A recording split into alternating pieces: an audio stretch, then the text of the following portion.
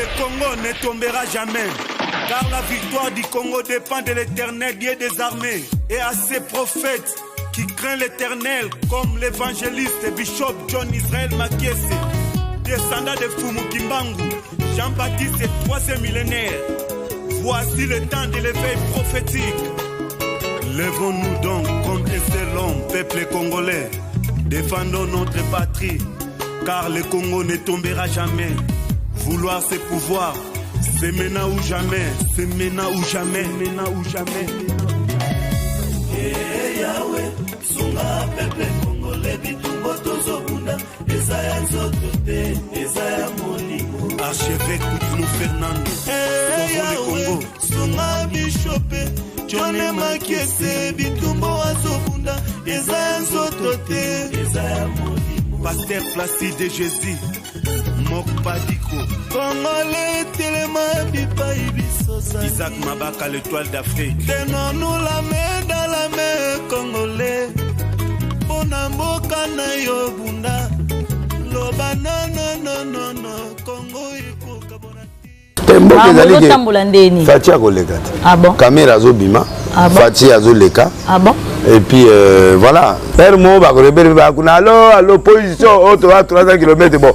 Boye la biso basaka fufu biso betoye la biso boto fa. Mais guerre dans la liste l'autre. Yo kasi guerre la guerre à Kalao boto ya face à face. Tata bo cha baba. Bo beta la militaire. Ne tombera jamais. Anti-Valère Rosalem. Ok. Ça veut la seconde Kabila te. Les loba au sala mariage pour botana. Est-ce que yebi que bana 17 ans, 14 ans là-bas ça qui nous demande un téléphone. Ngobila yo ana pena gouvernement ba sauver banduma ya nani ya pas Juma ba remercier qui ba remercier Ngobila. Ngobila a combien de voix? La Fati au nom de Fati. Bon. Bonjour ou bonsoir fidèles téléspectateurs de Congo ne tombera jamais télévision, KTG News. Nous sommes là encore ce soir. Cela dépend de l'heure à laquelle vous nous retrouvez déjà aujourd'hui. En tout cas, les lots, on a le prophète des nations, le prophète Denis Lessi, Otorosola quand même. L'actualité en République démocratique du Congo. Le Congo ne tombera jamais. Na émission nango sauvons le Congo. Mingi masolo ya actualité en République démocratique du Congo, même ailleurs aussi. On en parle chez nous. Mbote Moussa Nzambe. Prophète, bonne santé. Ça va? Ça va. L'homme du pétage. Ouais. La toile est remplie en tout cas. Mais les téléspectateurs, papa qui est l'homme d'une zondo.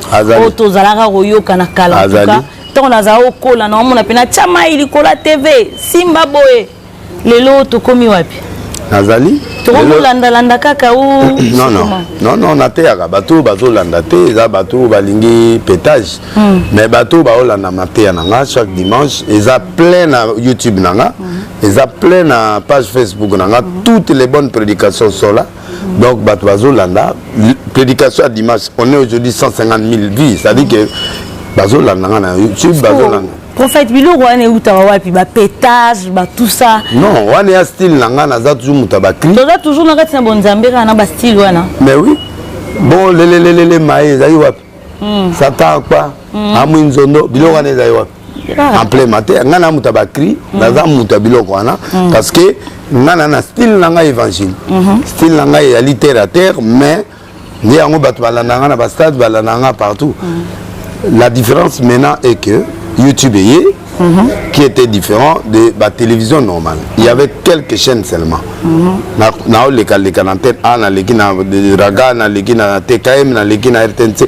5 chaînes. Mais nous avons plus de 300 chaînes maintenant.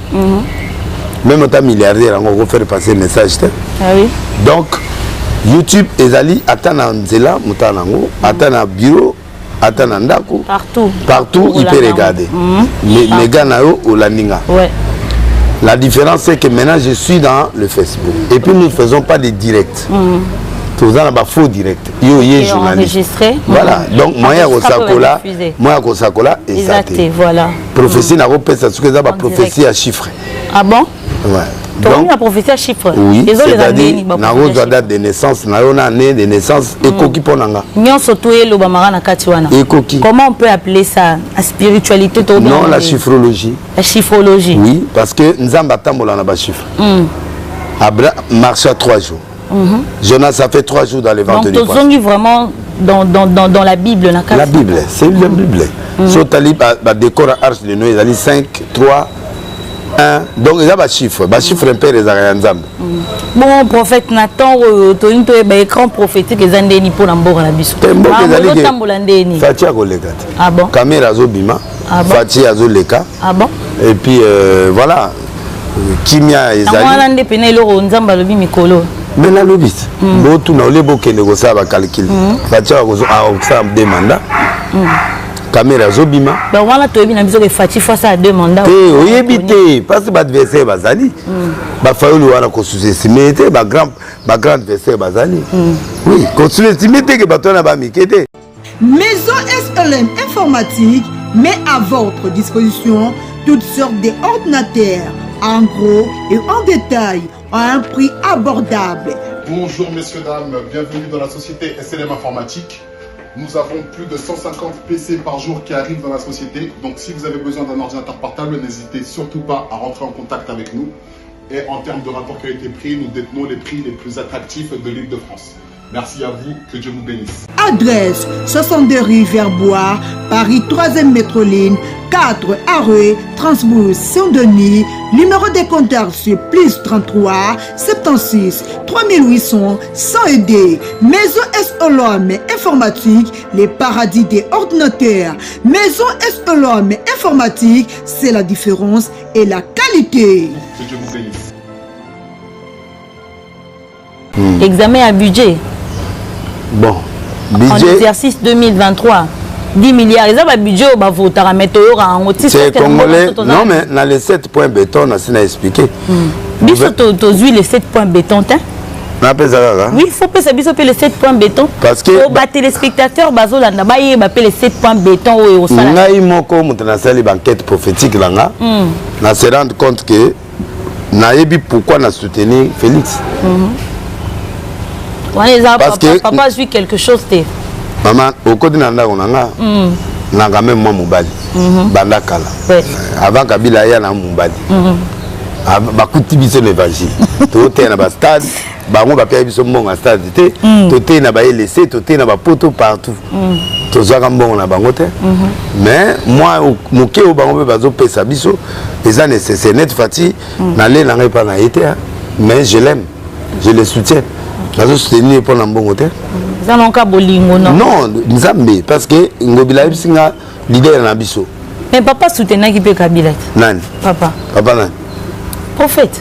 Le Kabila na linga kaye. Kabila za mutu na ngai.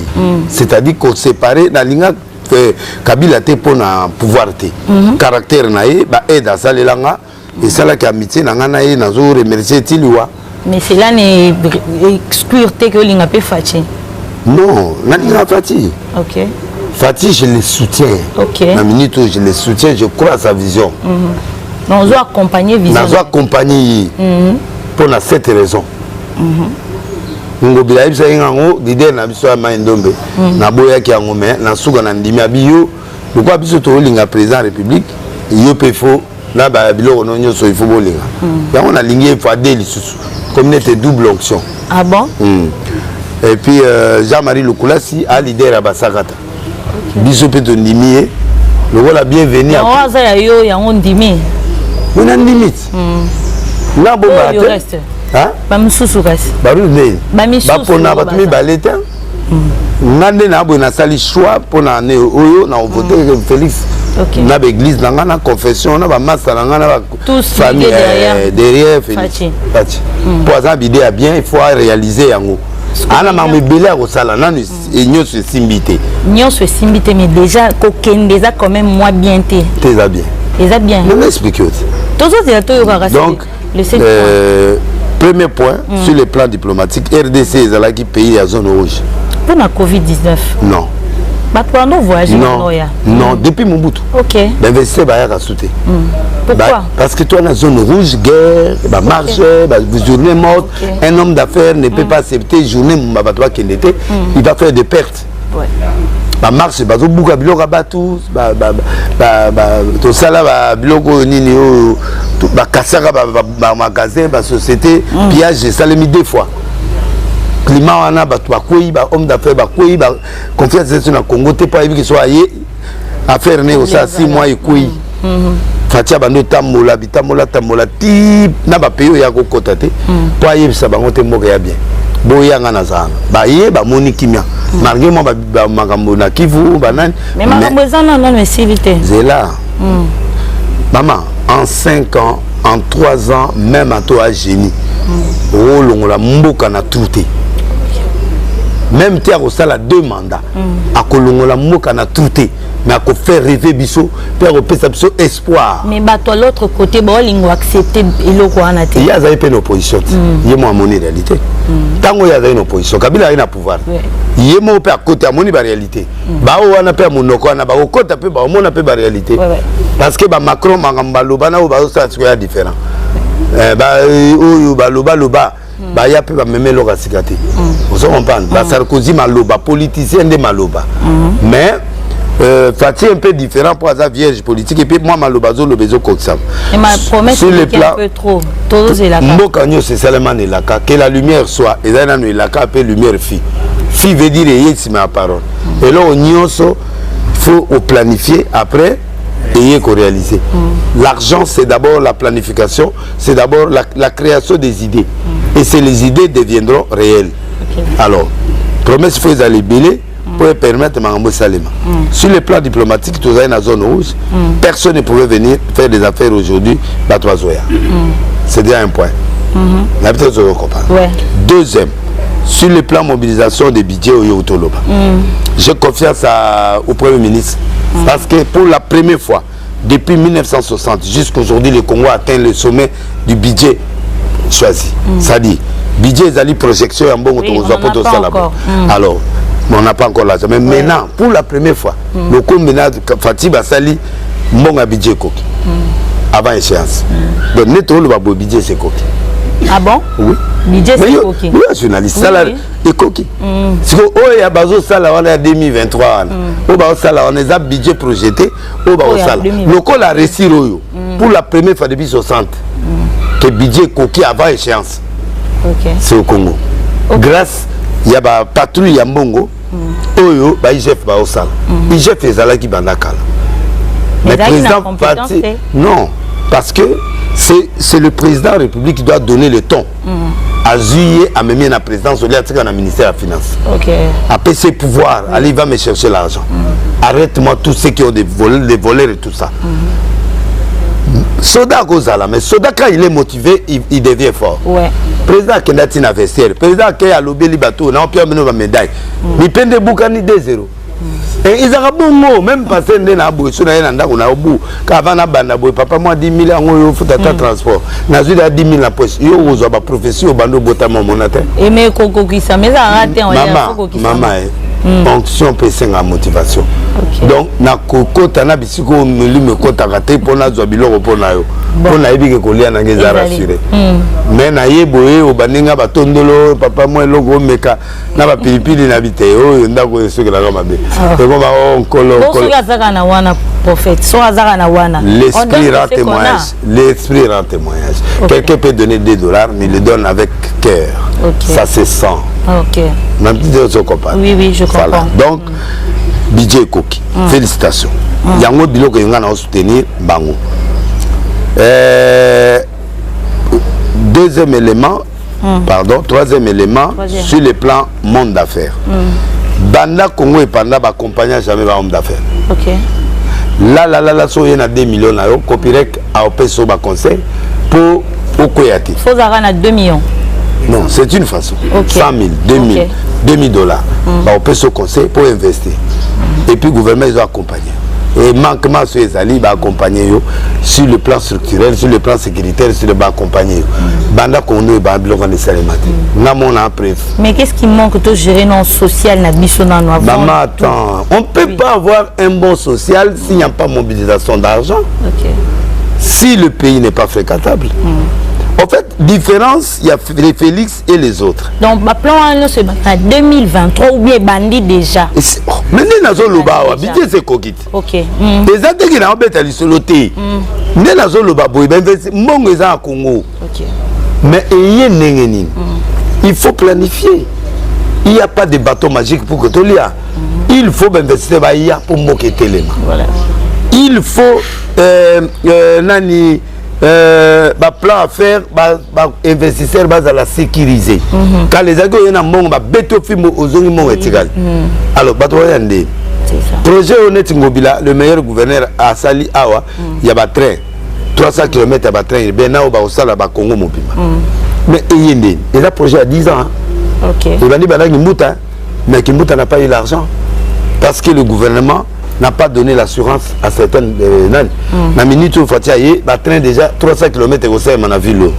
Peut-être sous copain. Bon, ça dit investisseurs va sentir que Congo est comme un chantier. Il faut tout y a. Tant bailler, tant va à 300 km. Bah Congolais va c'est ça non? Quand il y a investissement, il y a le travail. Mais le travail aussi, il faut la paix au pays. La température du pays doit rassurer les investisseurs. Troisième point. Quatrième point, depuis que la RDC existe, c'est pour la première fois les réserves d'échange à la banque atteignent 4 milliards de dollars. Kabila Tikabiso pendant 18 ans, na 1,3 milliard. Félix en deux. Bon, ils allaient quand même bien bon, ils allaient circuler malgré. Mais ceux qui ont circulé, ma bête. Topé, ils allaient quand même. Ils ont chômé, ils ont bon. Mais topé, ils allaient bien. C'est bon, ils ont madame. Topé, ils ont madame. Tout est matita. Tout comme il a 2300, 2300. Tout ça toujours dans mon équilibre. Le pays ici, il a plus de 100 000. Tout il a 19 000. C'est pas grave. C'est pas si grave que ça. Même dans la France. Les héros est comme équité. Non, mais voilà pourquoi la population a subi. Non, non. Héros est à 2020. Il est à 120. Héros est comme à 110. La monnaie est toujours flottante. Sauf Banglais, où monnaie n'a pas stable. Oui, ça a été livré. Mais à dollar, ça flottant. Il y a une monnaie et balance par rapport. Mais il y a Laurent Désiré, $1 égale à 1 franc. À ça, là, 3 ans. À ça, là, 3 ans, $1 égale à 1 franc. Tant que l'on a un frère, il y a combien? T'es dîné et on te combien? Si vous êtes journaliste d'investigation, à ceux qui n'ont combien avant Koufa? À ce cas-là, non, c'était flambé ma casse. Et qu'il y a tilicolo ma casse. Et béba malamon. Donc, sous-bassement a été. Mais réserve sur les amakas et puis ça a deux choses. Équilibre monétaire, deuxièmement, et puis ça assurance dans l'investisseur. Parce qu'un investisseur, quand il vient investir, ceux qui m'ont dit quoi, réserve qu'on paye ça. Et réserve, ceux qui ont monnaie, quand 5 chantiers, biloko basali ba pont wana basala on a bon en réserve. C'est-à-dire il faut intervenir dans un moment difficile mo kazana ngo bango bako intervenir. De 1,3 milliard Kabila bato FDC bazao kumisa en 18 ans. Félix l'a fait en 2 ans et demi.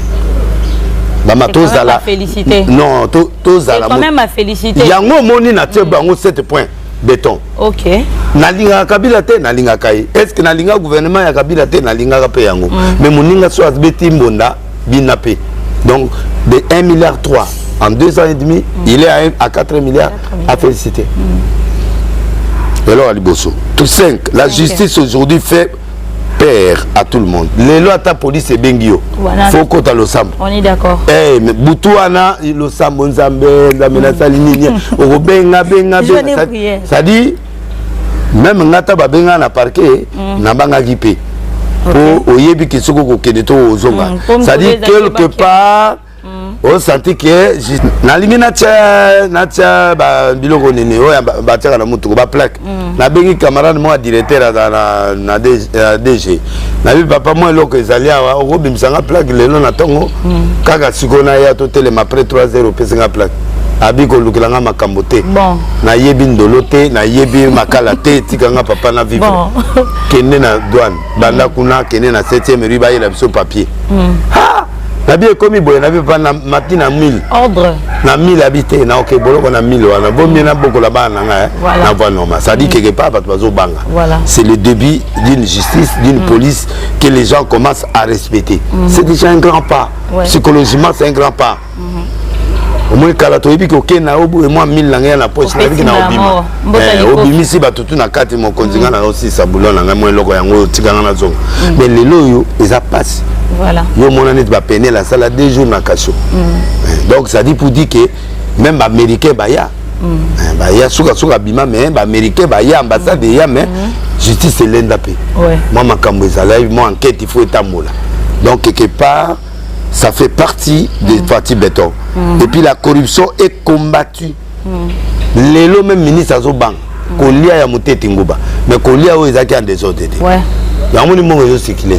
Pour que les gens circulent, bah Yibi, bah PC pas bah Makango, Makango a PC bah beau-frère Zokene na Weze, bah Masanga, bilo Zokene. Sugo, il est mort à Zopeso 100. Il y a au pire beau-frère combien 10 de Sugit. Donc, voilà. Et on a beau frère à 1000. Il y a pas que le gars si peut makango a payé 300. 300 makango on a payé d'autres moi bon les autres tambol. Siko ya zo banga gozuba. Siko ozalni. Mais c'est la population qui souffre maintenant. Ils ont souffert parce que politique doit aller depuis 60 et a bien été. Alors, on doit souffrir pour un temps, faire des sacrifices pour que nous puissions arriver à faire de bons résultats. Maintenant, cas où il y a gérance. Ache inga 1, inga 2, inga 3 ba investir ba yisku ba bana musala. Kurengo ya mboga munda. Omwe na tongo na groupe. Na fâché. Passé. Na fâché. Passé à courant pas. Na fâché, mais maïs a raté 6 ans. Donc je lui donne du temps pour qu'il puisse arriver à arranger les choses. Et qu'il y a bouillité. Donc il faut regarder 3 simba pour courir quota et puis tout def sa liban. Mais ce que ça a déjà libanda banda kala to banda. Ce que tozo dev ça trop libanda quand ils amuki. Ouais. Alors il faut redresser. Ça prend du temps. On est à 2e, 3e année. Donc à partir de corruption so ba serré mbongo bani okota ba recette bani ya ba réserve comment matin. À ce moment-là, budget, au moins, commis 5 milliards et 10 milliards. Parce que la recette est comme au quota. Si on va frapper sous, on a des 20 milliards. 20 milliards, tu comme au Kende, net Bangola, et on a 80 milliards, 100 milliards. Tu mais avec des sacrifices. Alors, peuple, avec 5 milliards à Olienne. C'est ça. Oui, le budget est réuni, mais c'est combien? Tu vois? Donc, moyen investissement, paye ça les mains, mais il y a au moins des efforts qui sont fournis. Alors 7e point béton, comme il y a Mouta Mimi Bilokwan, tu es obligé 7e point de voter. Tu voter pourquoi? Parce qu'il y a Mouta Bandi processus. Aïe bien on a Moutou. A inventé on a Moutou. Il y a Mouta Bandi Stolia. Ce qu'a BBC en 2023. Il y a Mouta Bimi na Sony. Mais voilà tout le monde lié. Parce que des mandats officiels. Le vaso va changer. Bon, ce qui peut constituer. Bon, IDPS de Bazo Lukaba qui est musique. Mais logique à constitution est sous une des mandats. Alors, tout peut c'est deuxième chance. Assis les Sabiso, Bilokoyo, et puis Tolia, Passalere et Bonga. Même si on a moulaïté, ce qui budget est combien à 30 milliards, à 30 milliards. À continuer à 50.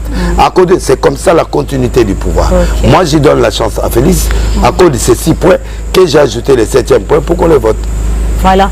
Topé ça chance pour tout en 2023 tout ça j'en profite de l'occasion pour saluer aussi le bishop John Makiese qui nous suit depuis la France. En tout cas, je les salue très bien. Papa Tolingi to et Balisou Likambo et envahir sous la toile pour dire est-ce qu'on peut accepter un cadeau de Kagame dans notre pays? Oui. On peut accepter. Oui et non. Oui et non. Donc on est tous à 2 points. Tous à ni chaud ni froid. Donc, non. Oui. Pourquoi? C'est un partenaire du Congo. Félix, un partenaire Félix, du Congo? Mais c'est là non. Oui, Félix a saisi Cornaï.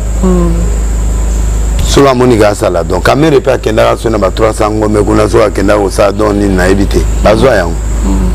Donc, on peut accepter en tant que partenaire à construire 30 millions. Mais 30 millions, on a vaut des diamants, il y a 300 carats. Pris dans notre pays. Dans le lobby, ça vaut 2. Avec des on a preuve montée. Donc, ma campagne politique est dans la preuve. Ok. toyebi na biso ke ba Rwandais ba beta biso mais c'est bien comme tous en a préféré. OK. Mais ce qui est vrai et que sur ça donc que le président gouvernement indimian ata to fâché. Mais c'est pas une humiliation, c'est une humiliation pour la tikelanga na analyser sur le plan diplomatique, sur le plan nani togondimang. OK. À partenaire. Sur le plan maintenant humain, c'est la honte de voir Rwanda à peser 30 millions. Exactement. Mais son nipe ce que l'équipe to kufa benzala. Voilà. Donc mais moi personnellement na oboya. Mais c'est le président de la République et le gouvernement qui doit apprécier. Togo oboya pourquoi il y a provocation. Pour na relaxer peine ba Congolais. Vous avez tout mais vous pouvez rien faire. Oui. Moi je peux faire. Okay. Si l'excitation à Zosala, n'a pas peuple congolais, n'a pas homme d'affaires, n'a pas gouvernement na biso, pour bas un défi, c'est un défi. Ceux qui bobo inga 30 millions nanga kasibo sala. Oh bah tonga inda comme mabaya et panzani. Maintenant ça donne encore réflexion à Sama pour attendre qu'est-ce que je dois faire. OK. Bon. Troisièmement, ranking na biso na Rwanda fait ici là. Tout le monde a Rwanda ennemi mais va passer au bas béquise qu'on a pas normal. Ba respecter un peu ba. Non, biso peut toi qu'on est belé. OK. Va passer va plus grande église pour dans Rwanda des églises congolaises. À mon amateur. À mon amateur. Non, les alliés bateau belé za mafioso, on est une mafia internationale. Mais le pays on souffre. Mais mafia kasi, mafia utu wapi? Mafia uti na ba congolais. Ba tekimo que pas ba étranger. Ba étranger ce que ba zu ba complice. Maman mona ba kanga wana so pendant 3 ans, so 11 ans à fournir ça ba rebelle. OK. Yo ngazi guerre za wana mindu ke beta ba chaque jour. Père mo ba rebelle ba kuna à l'opposition auto à 300 km bon. Boye la biso ba saka fufu biso pe to la bilo boto fa. Mais guerre za la liste l'autre. Yo ngazi guerre za guerre à Kalao boto ya ka face à face. Tata bo cha baba. Bo beta la bambelité. Wana ya guerre ya des projet kaka ba état de projet kaka. Non, état de c'est lo mususu mais guerre nde mona o ya lelo. Oyebi ke ennemi na ngata la 300 km. Bo so la Ari. Bo beta te biso to lexa ba qui saison les gars. Et de comprendre. Voilà. Soda mo a guerre mo kozimo ba beta li solabi ah. Er mo boye to senga les deux côtés ba pesi ba toujours couloir.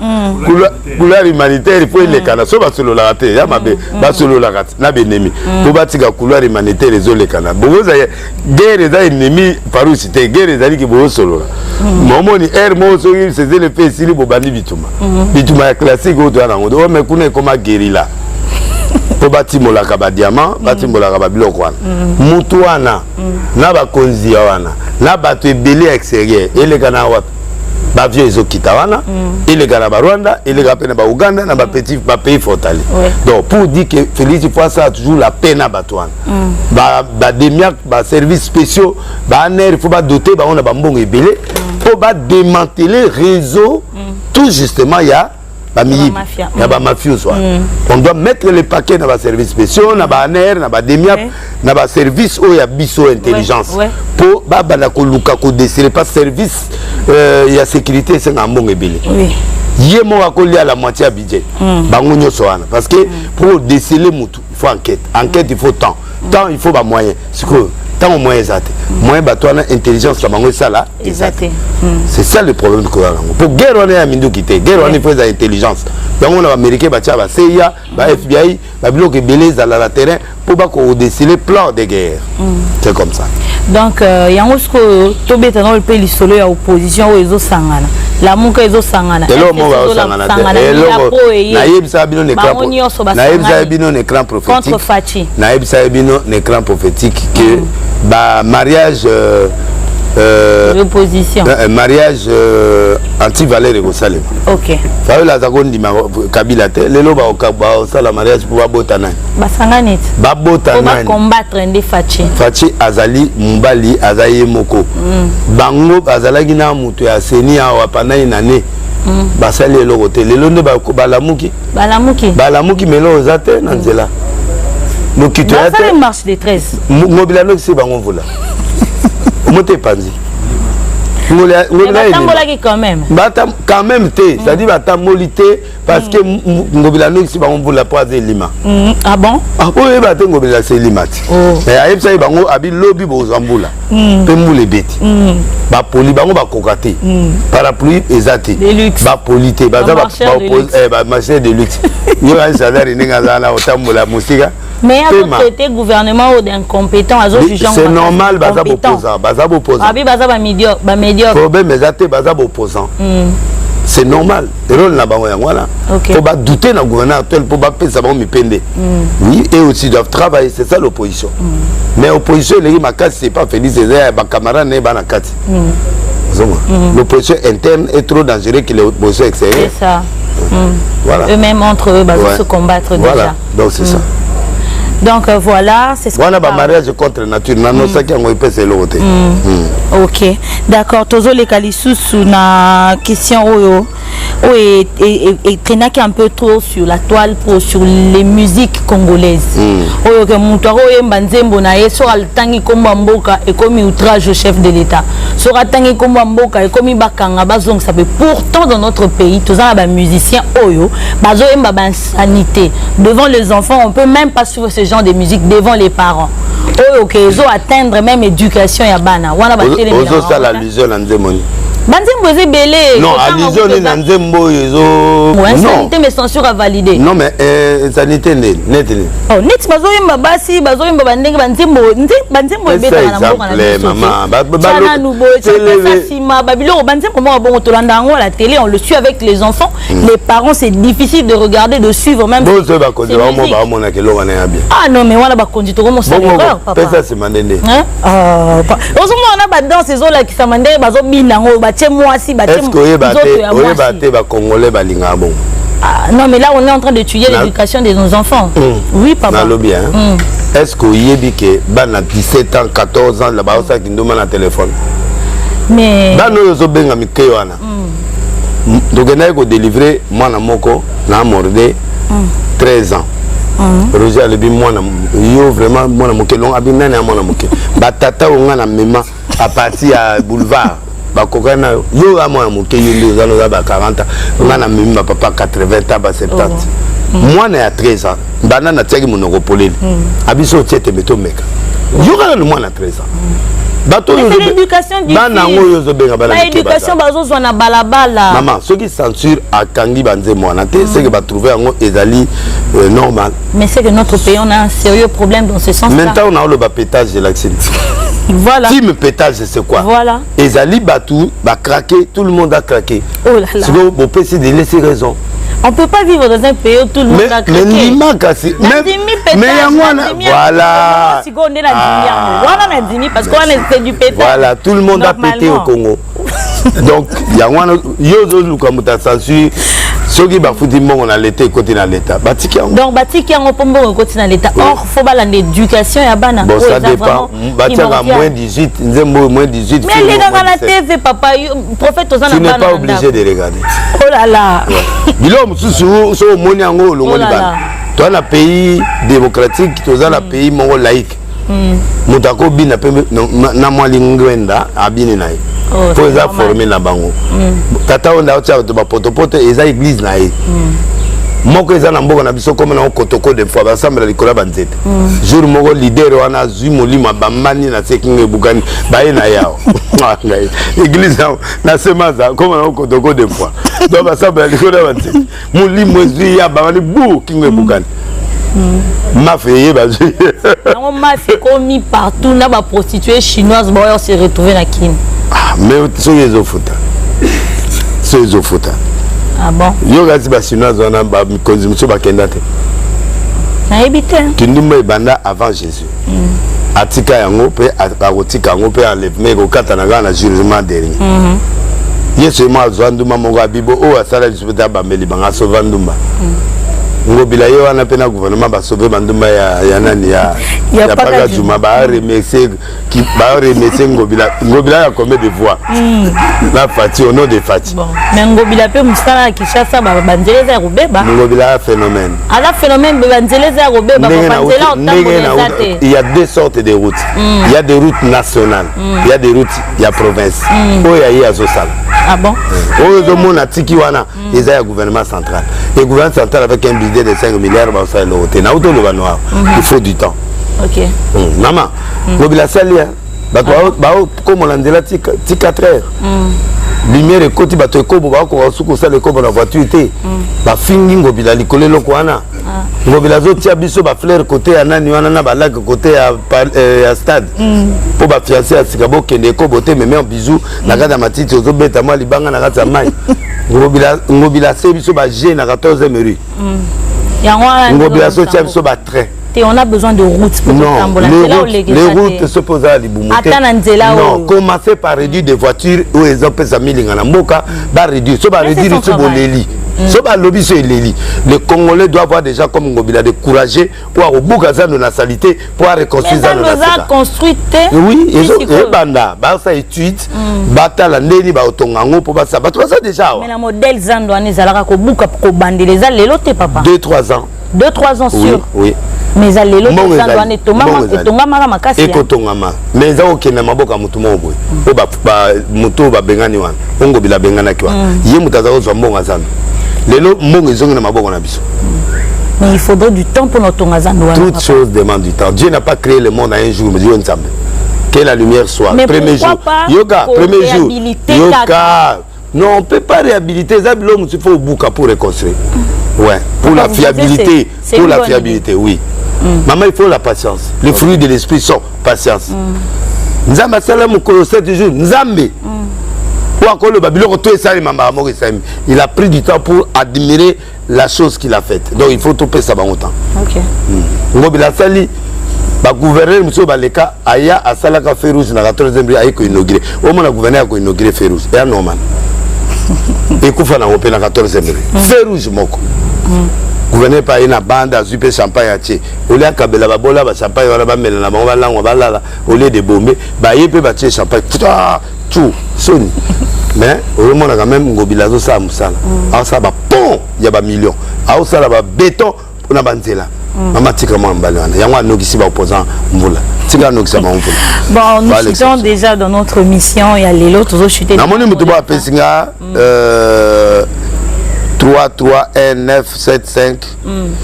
Bon, 3 est la chiffre à résurrection, 3 est la résurrection, 1 est la divinité, 9 est la domination, 7 est la perfection, 5 est la guérison. Bon, ce qui te dit de calculer 3 plus 3, tu as 6. 6 plus 1, 7. 7 plus 9, 16. 16 plus 7, et ça combien? 16. 23. 23 plus 5, 28. 28, 1 plus 8, ça fait 9. 9 est le chiffre de domination. Ok. Mais papa n'a pas fait un logo dans coulisses. C'est là. 3 plus 3, plus 1, ça fait déjà 7. Plus 9, on doit calculer 16. 16 plus 7, ça fait 23. On doit calculer. Plus 5, ça fait 28. 2 plus 8, ça fait 2, ça fait 28.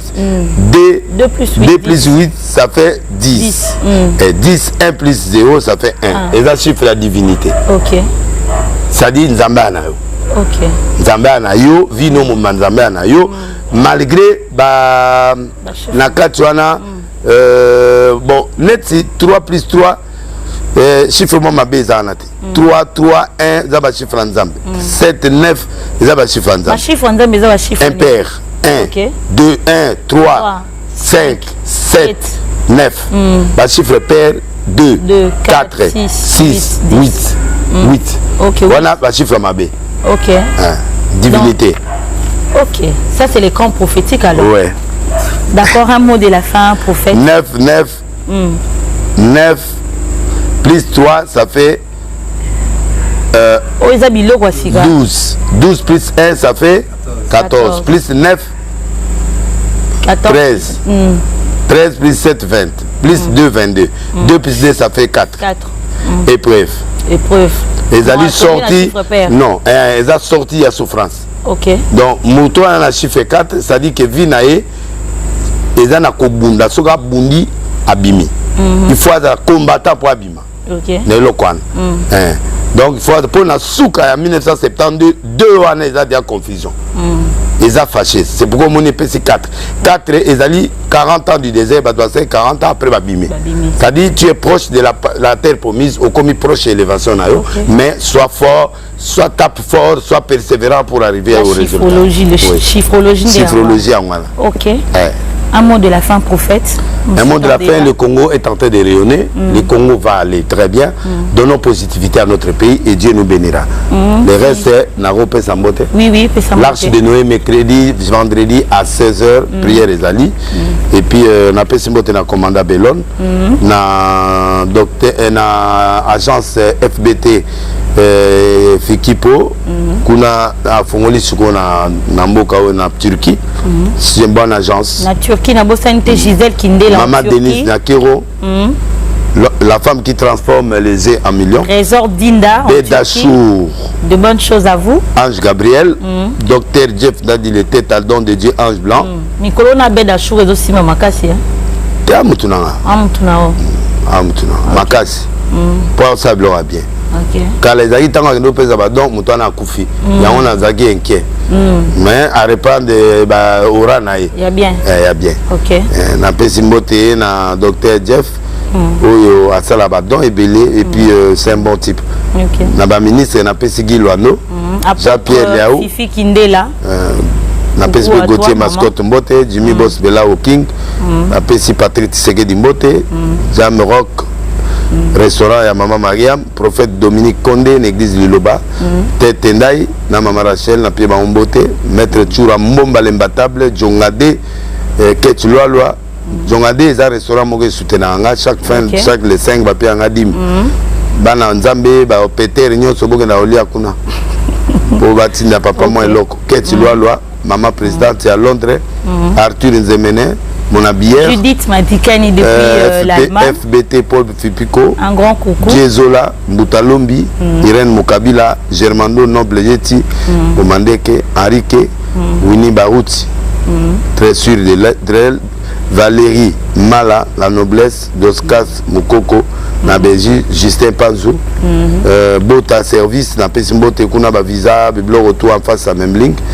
Kende wana au mon visa dans quelques jours et puis prophète soit là à Gabon, je viens là-bas au Gabon, il m'a invité aussi Freddy Kombe grâce Kashita Bofunga Eza Rachel exécutif chez Rachel Maninga Argenteuil 24 rue Paul Vaillant couturière na kuna kosomba biloko na biso ya mboka eza wana et puis topesi mote na agence Kenaya Bruxelles madame charmante Bofunga parce que Isaac basali suko agence moko ya ba traitement ya batoire pour la aider est une mutualité très forte bien na pesi mote na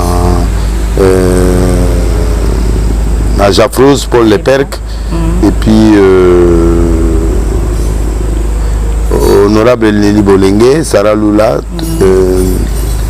voilà. Nadine Ekila, la Belgique, et puis Véris Wemba, Bienvenu Makanga, Jansi Mayasi, Patrick Tsegedi, Trésor Chimalang, Aziz venir et je dis comme ça, un grand coucou à vous tous qui nous avez suivis aujourd'hui. Restez branchés et n'oubliez pas de vous abonner sur le Congo ne tombera jamais télévision. Je vous retrouve à très bientôt. Au revoir.